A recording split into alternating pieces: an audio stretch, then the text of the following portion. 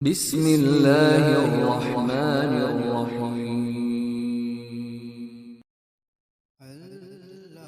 رسول اللہ صلی اللہ علیہ وآلہ وسلم نے فرمایا، مجھے اللہ کی طرف سے حکم دیا گیا ہے کہ لوگوں سے جنگ کروں اس وقت تک کہ وہ اس بات کا اقرار کر لیں کہ اللہ کے سوا کوئی معبود نہیں ہے، اور یہ کہ محمد صلی اللہ علیہ وآلہ وسلم اللہ کے سچے رسول ہیں، اور نماز ادا کرنے لگیں اور زکوٰۃ دیں۔